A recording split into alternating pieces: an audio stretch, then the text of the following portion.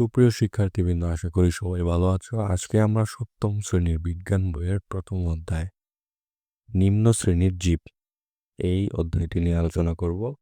তো চলো আমরা শুরু করি। বিশেষ করে সব ক্লাসের মতোই আজকের ক্লাসে বলছি, অবশ্যই দাগানো লাইনগুলি খুব ভালোভাবে পড়তে হবে এবং সম্পূর্ণ বইটা অন্তত একবার হলেও রিভিশন দিতে হবে। তো চলো আমরা শুরু করি। ভাইরাস, ব্যাকটেরিয়া, ছত্রাক, শৈবাল, অ্যামিবা ইত্যাদিকে নিম্ন শ্রেণীর জীব বলা হয়। এদের মধ্যে ভাইরাস, ব্যাকটেরিয়া, অ্যামিবা আনুবংশিক যন্ত্র ছাড়া দেখা যায় না, এরা অণুজীবের অন্তর্ভুক্ত। এসব অণুজীব বা আদিজীব মানুষ, গৃহপালিত পশু পাখি এবং উদ্ভিদের রোগ সৃষ্টি করে, আবার পরিবেশে অনেক সময় উপকারী ভূমিকাও রাখে। অণুজীব জগৎ। এইসব জীব ছাড়াও আমাদের পরিবেশে অনেক জীব রয়েছে যাদের আমরা খালি চোখে দেখতে পারি না। এদের অধিকাংশই ক্ষেত্রে সুগঠিত নিউক্লিয়াস নেই, এরা অণুজীব নামে পরিচিত। অণুজীবকে আদিজীবও বলা হয়ে থাকে।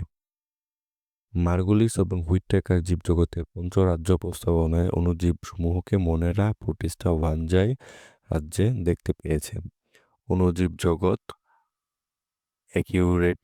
একিউরিওটা, প্রোকিউরিওটা, ইউক্যারিওটা। অকোষীয়। একিউরিওটা মানে হলো অকোষীয়। এসব অণুজীব এতই ছোট যে সাধারণ আলোক অণুবীক্ষণ যন্ত্রের নিচেও দেখা যায় না। এদের দেখতে ইলেকট্রন অণুবীক্ষণ যন্ত্রের প্রয়োজন হয়, যেমন ভাইরাস। প্রোকিউরিওটা আদিকোষী। যেসব অণুজীবের সুকেন্দ্রিকা সুগঠিত নয়, কোষের কেন্দ্রিকা সুগঠিত নয়, তারাই এই রাজ্যের অন্তর্গত। সুগঠিত কেন্দ্রিকা না থাকে এদের কোষকে আদিকোষ বলা হয়, যেমন ব্যাকটেরিয়া। ইউক্যারিওটা বা প্রকৃতকোষী। যেসব অণুজীব কোষের কেন্দ্রিকা সুগঠিত তারাই প্রকৃতকোষী, যেমন শৈবাল, ছত্রাক, প্রোটোজোয়া ইত্যাদি অণুজীব। ভাইরাস ও ব্যাকটেরিয়া। ভাইরাস, রিকেটস, ছত্রাক, ব্যাকটেরিয়া, শৈবাল, প্রোটোজোয়া ইত্যাদি বিভিন্ন ধরনের অণুজীব আমাদের পরিবেশে ছড়িয়ে ছিটিয়ে আছে। ভাইরাস। ইলেকট্রন অণুবীক্ষণ যন্ত্র ছাড়া ভাইরাসকে দেখতে পাওয়া যায় না, এরা সরলতম গঠনের। ভাইরাসের দেহে কোষপ্রাচীর, প্লাজমা লেমা, সুগঠিত নিউক্লিয়াস, সাইটোপ্লাজম ইত্যাদি কিছুই নেই। তাই ভাইরাসের দেহকে অকোষীয় বলা হয়ে থাকে। শুধুমাত্র আমিষ আবরণ এবং নিউক্লিক অ্যাসিড বা ডিএনএ ও আরএনএ নিয়ে ভাইরাস গঠিত হয়ে থাকে। জীবিত জীব ছাড়া ও জীব দেহের বাইরে এরা কখনোই লক্ষণীয় নয়। এ কারণে ভাইরাস পরজীবী। ভাইরাসের মধ্যে ব্যাকটেরিওফাজ ভাইরাস একটি পরিচিত ভাইরাস। ভাইরাস গোলাকার, দণ্ডাকার, ভেঙা, চিকার, পাউরুটির মতো হতে পারে। ভাইরাস মানবদেহে বসন্ত, হাম, সর্দি, ইনফ্লুয়েঞ্জা রোগ সৃষ্টি করে। বসন্ত, হাম, সর্দি ইত্যাদি হলো বায়ুবাহিত রোগ। বিশেষ করে ধানের টুংরো রোগ এবং তামাইকের মোজাইক রোগ ভাইরাসের কারণে হয়ে থাকে। ভাইরাসের উপকারিতা। বিভিন্ন রোগ যেমন বসন্ত, পোলিও, প্লেগের টিকা ভাইরাস থেকেই আবিষ্কৃত হয়েছে। জিন প্রকৌশল ভাইরাস ব্যবহৃত হয়। ভাইরাসের অপকারিতা। মানবদেহে কোভিড-19, বসন্ত, হাম, জলাতঙ্ক, এইডস ইত্যাদি ভাইরাস দ্বারা আক্রান্ত হয়ে থাকে। তামাকের মোজাইক রোগ এবং ধানের টুংরো রোগও ভাইরাসের মাধ্যমে হয়ে থাকে।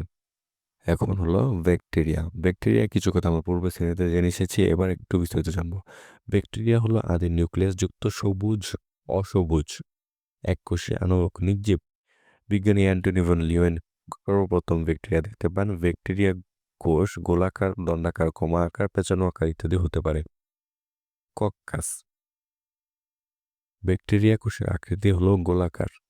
নিউমোনিয়া রোগ সৃষ্টিকারী ব্যাকটেরিয়া হলো গোলাকার এবং এটা হলো কক্কাসের অন্তর্গত। বেজিলাস দেখতে লম্বা দণ্ডের, ধনুষ্টঙ্কার, রক্ত আমাশয় ইত্যাদি রোগ এরা সৃষ্টি করে।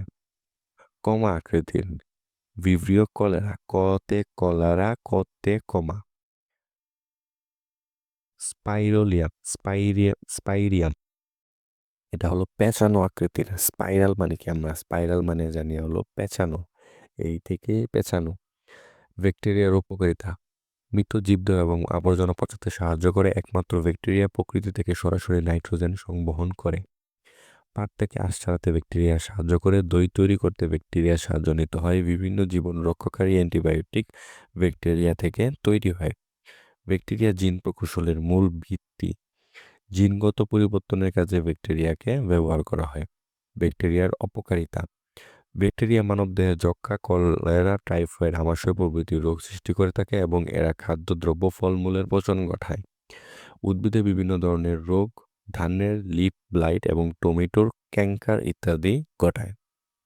তো আগামী এই পর্যন্তই ছিল এই ক্লাসে। আগামী ক্লাসে আমরা 5 এবং 6 নম্বর পার্ট দেখব, ছত্রাক, শৈবাল এবং এমিবা। সেই পর্যন্ত সবাই সুস্থ থাকো।